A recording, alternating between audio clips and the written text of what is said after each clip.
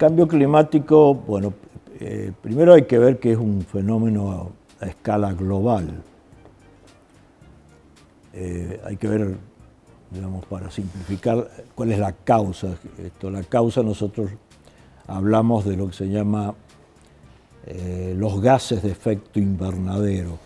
Eso significa que básicamente desde la producción industrial, la producción de energía proveniente de la quema de hidrocarburos, fundamentalmente de hidrocarburos líquidos, es decir, provenientes del petróleo o inclusive de gases, pero generalmente el problema es mayor con la quema de hidrocarburos líquidos.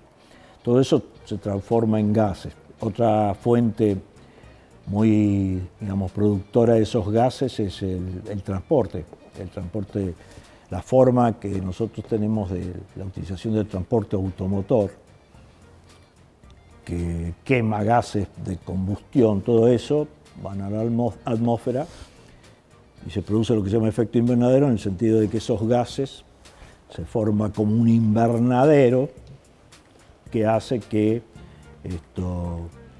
la radiación solar después, al tratar de reflejarse, después tiene como una capa que le impide volver y todo eso va produciendo un calentamiento. Bueno, el calentamiento de eso luego se traduce en, por un lado, aumentos de la temperatura y por otro lado, esos aumentos de temperatura crean todos efectos, por ejemplo, en las corrientes marinas, que hace que cambien los regímenes de precipitación.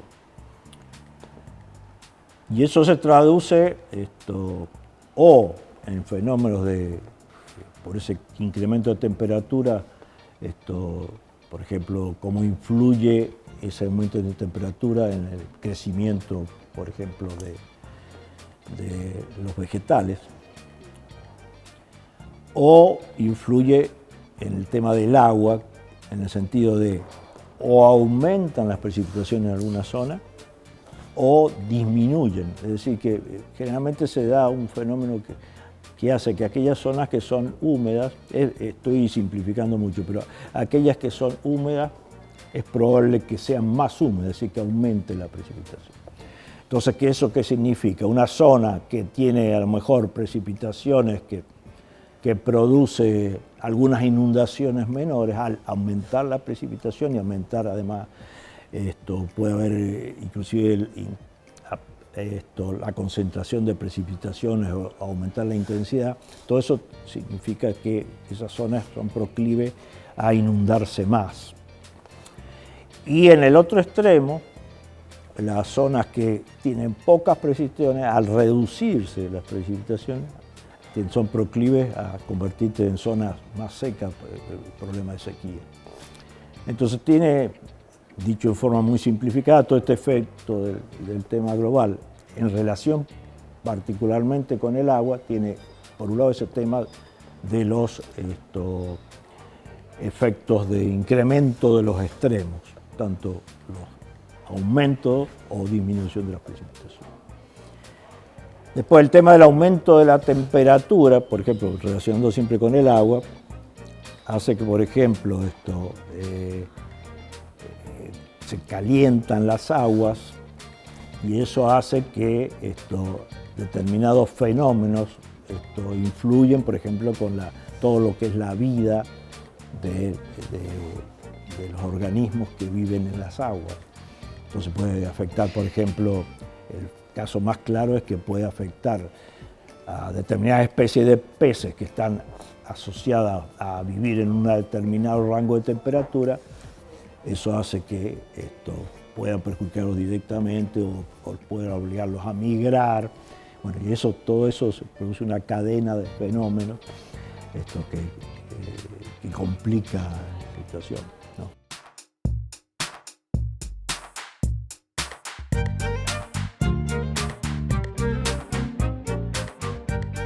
Hay diría yo, una toma de conciencia, ¿no? Hay veces que, es decir, el tema ya hace años que surge y se habla de la necesidad de proteger el ambiente.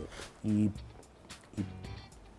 poco a poco se va entendiendo más qué significa, ¿no? En el sentido de que realmente cuando decimos proteger el ambiente, en realidad es como cuidar la propia casa, porque el ambiente es donde uno vive.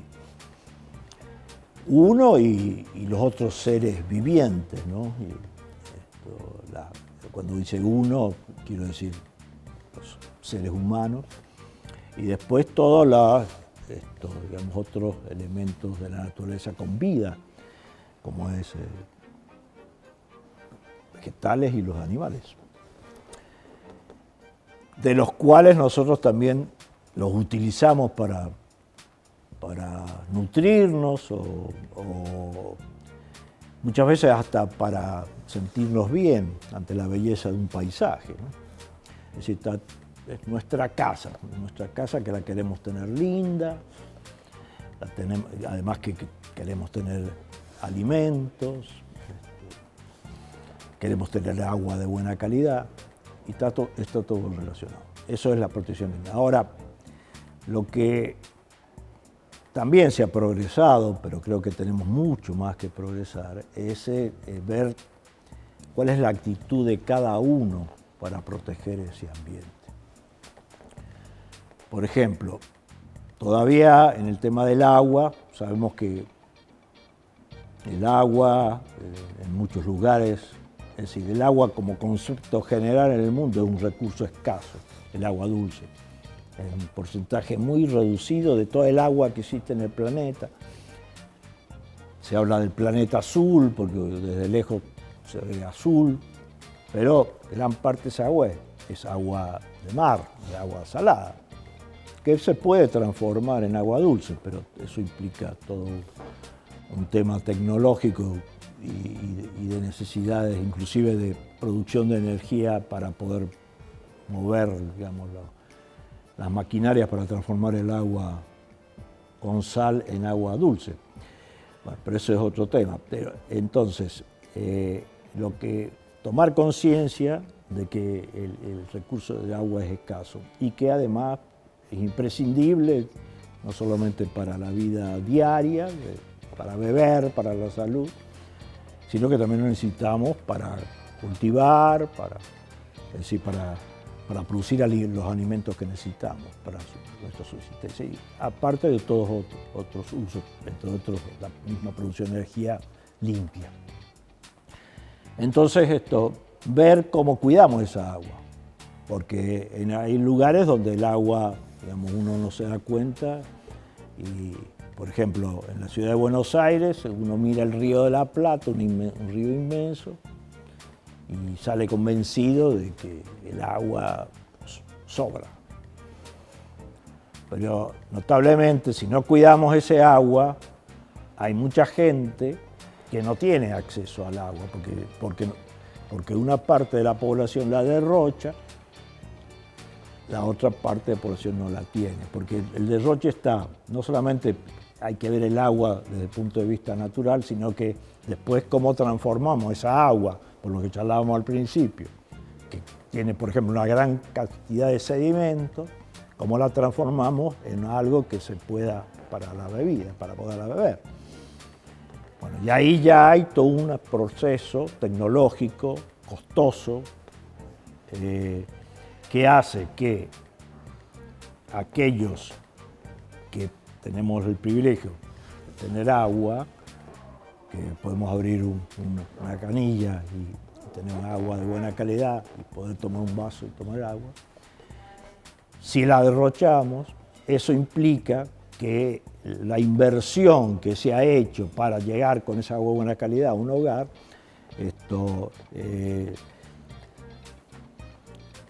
se desperdicia, a lo mejor por regar con ese agua potable. Y eso significa que no contamos con recursos tal vez para llegar a muchos que no la tienen ese agua. Entonces, esa toma de conciencia todavía hay mucho que aprender. Todavía hay mucho que aprender porque, como que sobre todo los que nacen y han estado acostumbrados a tener agua de buena calidad, muchas veces no se dan cuenta de la gente que no tiene agua. Y hay veces que el fenómeno es, muchas veces aparece en la imagen, aparecen unos pobrecitos chicos del África, caminando, acarreando un balde durante muchos kilómetros para tener agua. Y uno piensa que entonces que el problema es del África. Pero no se ha dado cuenta, y estoy viendo, vuelvo al caso de Buenos Aires prácticamente, que, por ejemplo, la ciudad de Buenos Aires prácticamente está toda servida, salvo algunos barrios, por agua de buena calidad, e inclusive con servicios luego de, que es otro problema, de eliminación de esas aguas servidas utilizadas. Pero a muy poca distancia de la ciudad capital, hay gente que tiene el mismo problema de tener que ir con un balde a buscar agua o tener que esperar que llegue un camión con agua para la bebida. Entonces no es un problema alejado, es un problema de todos, que tenemos que compartir por solidaridad, y entonces ser consciente de cómo utilizamos los recursos.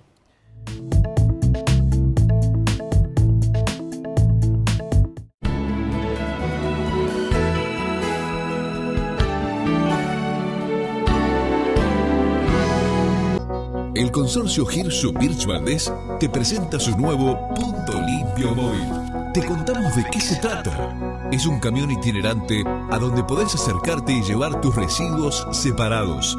De esta manera y entre todos podemos colaborar con el reciclado para lograr una región más limpia. ¿Qué residuos podés llevar al camión? Pilas, envases de aluminio, aerosoles y latas, vidrio blanco, vidrio de color, papel, cartón tetrabric, envases plásticos y envases plásticos PET. Comprometete con el medio ambiente. Separá y trae tus residuos. Para enterarte los recorridos de nuestro camión, seguinos en Facebook. Contactanos en web www.consorciohirsu.com.ar, Facebook Consorcio Hirsu Birch Valdés, Twitter @Consorcio Hirsu.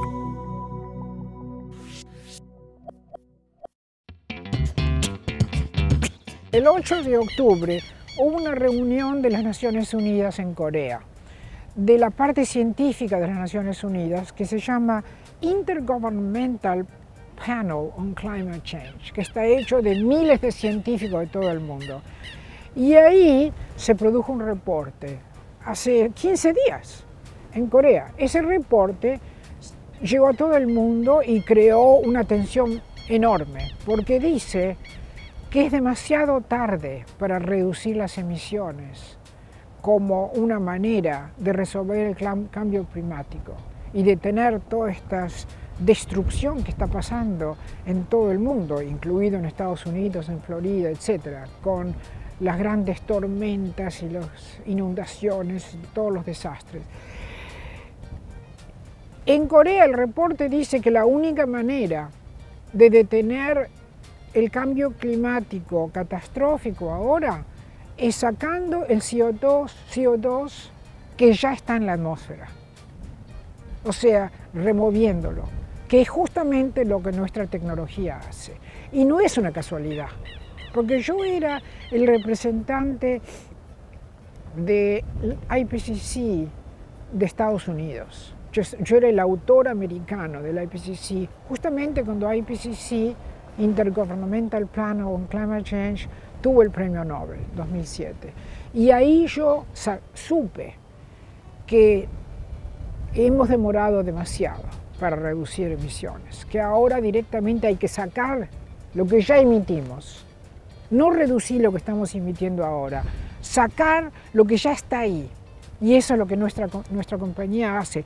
Creé la compañía para encontrar una solución al cambio climático que el mercado de carbón, que yo también creé, que se volvió ley internacional en el 2005, trató de solucionar. Y solucionó hasta un cierto punto, pero a esto hay que aumentarlo y hacerlo más rápido. Y hubo mucha resistencia, por ejemplo, de Estados Unidos, que es uno de los emisores más grandes del mundo al mercado de carbón. En tanto que esta tecnología no hay tanta resistencia porque es comercial. Esta tecnología usted la utiliza y hace dinero. Con esta tecnología no cuesta dinero limpiar la atmósfera, se gana dinero.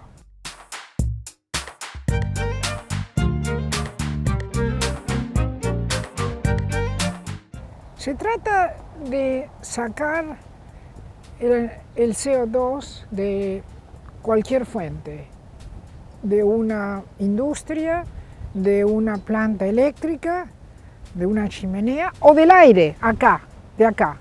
Sacar el CO2 de este aire, porque el CO2 se distribuye uniformemente sobre la atmósfera del planeta. Así que hay tanto CO2 acá como lo hay en la ciudad de Nueva York. Bueno, empezamos la compañía en el año 2010.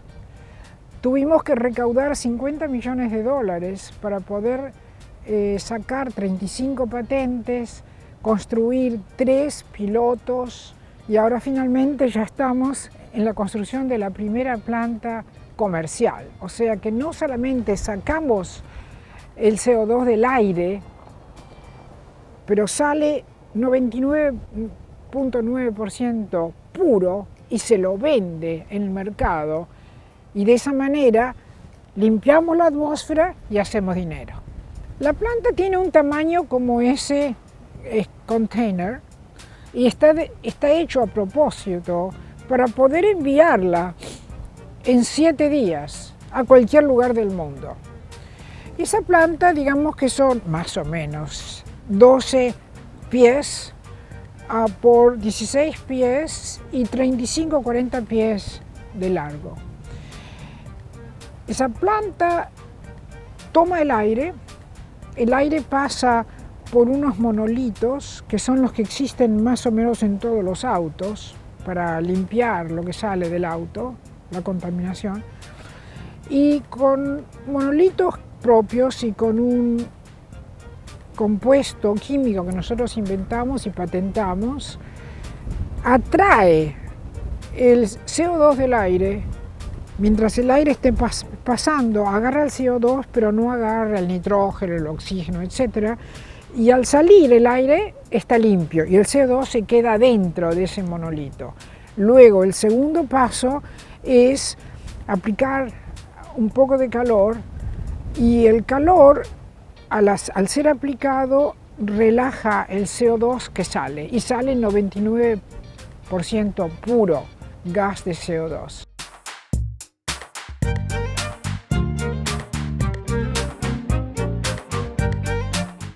Comercialmente se utiliza para una cantidad de mercados muy distintos, por ejemplo, para bebidas, por ejemplo Coca-Cola, por ejemplo la soda, o todas las sodas, para la cerveza, para el champagne, para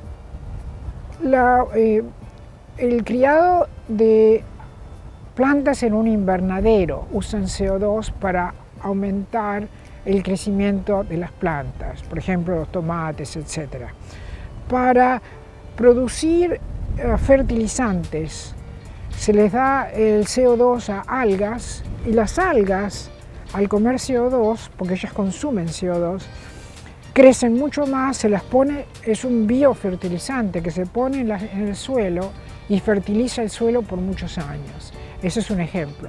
Otro ejemplo es la producción de plásticos. El plástico que fuera biodegradable se puede producir usando CO2 y lo hacemos. Nosotros tenemos un contrato con una firma comercial para hacerlo. Otra cosa es para desalinizar el agua de mar. Si usted quiere sacar la sal y poder beber ese agua, hay que utilizar CO2. Otro ejemplo es para el cemento. Otro ejemplo para producir cemento es para producir fibras de carbono que pueden reemplazar y que lo están reemplazando ya para todos los metales como el acero y el aluminio. Se reemplazan ahora con fibras de carbono, que es más fuerte, más liviano y es mucho más flexible. CO2 es un solvente, entonces se lo utiliza para inyectar en los pozos casi vacíos y aumenta la producción de petróleo. Eso se llama la inyección terciaria y se llama Enhanced Oil Recovery y es muy utilizado en Estados Unidos, sobre todo en Texas. Por ejemplo, muchas compañías de petróleo producen todo el petróleo en Texas usando las inyecciones de CO2. Por ejemplo,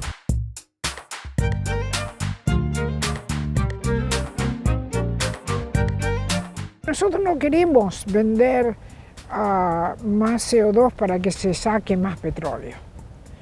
Nosotros queremos vender el CO2 para hacer muebles como IKEA, para Coca-Cola, que pueda hacer burbujas que son limpias en vez de producir las burbujas usando gas natural, que es lo que se hace ahora. Entonces se usa el CO2 del aire.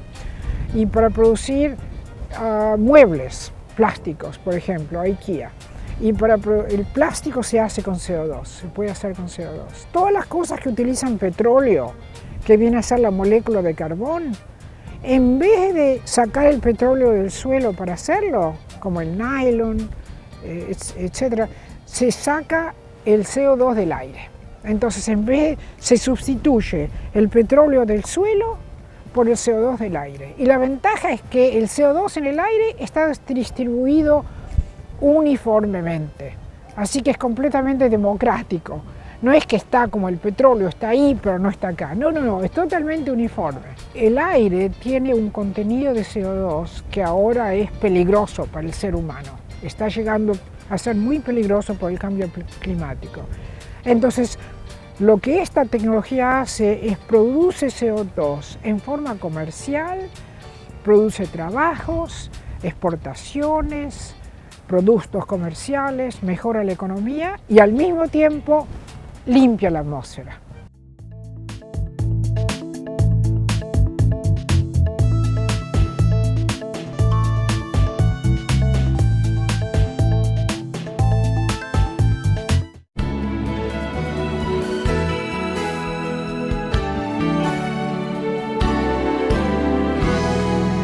Tu ciudad te ve tal como sos. Compartimos tus lugares y costumbres, nos ves. Canal 12 te ve tal como sos, te ve tal como sos.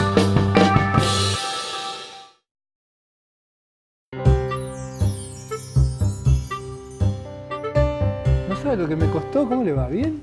Bien. Fui a buscar un vaso de agua, me hicieron caminar como 20 cuadras. ¿Cómo puede ser que no haya agua en ningún lado? Qué bárbaro, ¿eh? Raro, el agua sobra acá. ¿En dónde sobra? En los kioscos sobra, pero en la Patagonia es difícil, hay muchos lugares sin Yo abro agua. la canilla y sale agua.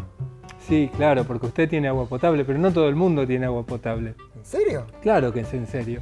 Hay lugares, esto es un desierto. Mi vecino tiene. Su vecino tiene, pero hay gente, digo, usted tiene que darse cuenta que está parado arriba de un desierto. La Patagonia es un desierto, entonces conseguir agua... ¿Posta? Claro. Pero sí está la costa con verde, con pastito. Sí, pero no es en todos lados. Usted debería caminar más por el medio de la Patagonia y se va a dar cuenta que el agua es un bien escaso. No es un bien que usted abre la canilla y sale, no es tan mágico. Es más, debería, ¿sabe qué? Yo conozco a un señor, a un gallego. Me encantan los gallegos. Bueno, a este gallego le va a encantar. Le voy a presentar Sí. porque se dio cuenta de este problema a nivel mundial, donde hay un montón de lugares donde escasea el agua. Y él, a través de un método que es la condensación, ¿vio como la lluvia? Sí. Bueno, él aplica ese método a todos los lugares y entonces sabe cómo conseguir agua donde no hay agua. Mírelo, mire. Y acá no hay agua. Tome, ¿quiere un poco de agua? Sí, gracias.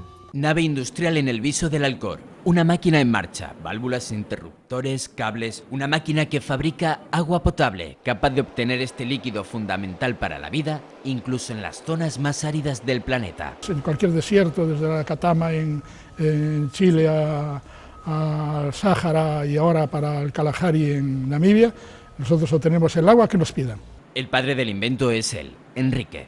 un frigorista gallego jubilado y afincado en Sevilla desde hace 5 décadas. La máquina captura el vapor de agua del ambiente y provoca su condensación. El resultado es este, gotas que caen en un lugar a casi 30 grados de temperatura y una humedad relativa del 17%. Nosotros tenemos el límite por arriba de 45 grados de temperatura y un 8% de humedad relativa. La vamos a enviar a Namibia, concretamente a Windhoek, a la zona del desierto del Kalahari. Es el destino del prototipo, que puede producir 3.000 litros al día y con un consumo energético similar al de una lavadora. El gobierno de Namibia ha pedido su envío y quiere comprar otras 1.500 unidades para paliar la falta de agua en la zona. Nosotros somos los únicos en el mundo capaces de generar agua en zonas desérticas. La primera fase son 500 máquinas, que tenemos más o menos un año para empezar a montar. En el mundo hay 750 millones de personas sin acceso al agua potable, 300 viven en África. Según UNICEF, 1.000 niños mueren cada día en todo el planeta por enfermedades derivadas del consumo de agua contaminada. Este invento abre una luz de esperanza. ¿Y qué le pareció? Interesante el gallego, ¿eh? ¿Vio cómo sabe? Sí, sí, sí. Eso hay que hacerlo acá, porque es cierto, yo mientras veíamos el video, también miraba en internet que claro, tenemos a 60 kilómetros del agua y el río Chubut con el caudal que no es tan grande. Hay que abastecer todo esto, ¿eh? Y bueno, por eso mismo, señor, ahora entiendo, cuando alguien dice el agua es un derecho y eso, claro, es un derecho humano. Y es un bien escaso, hay que cuidarlo. Bueno, cuidémoslo. ¿Me cambió un poquito más? Un poquito, ¿eh? No Sí. se la tome toda. Bueno. Ahí va.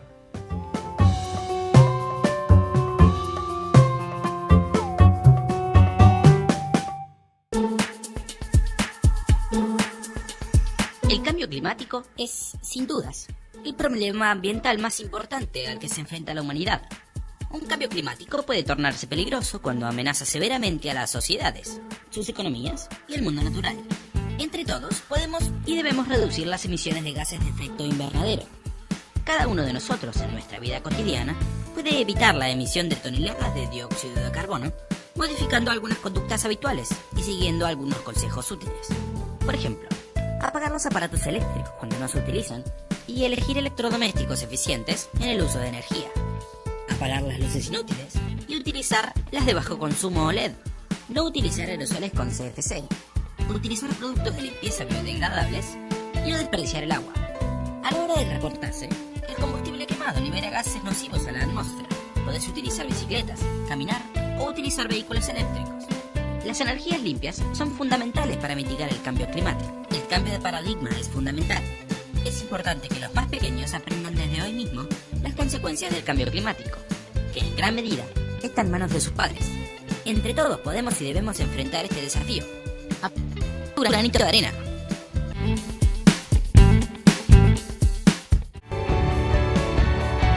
En la Patagonia se presiente la inmensidad del paisaje, la naturaleza hostil, y las distancias encubren un vacío imponente, una nada, un caos que urge callar para que no nos silencie.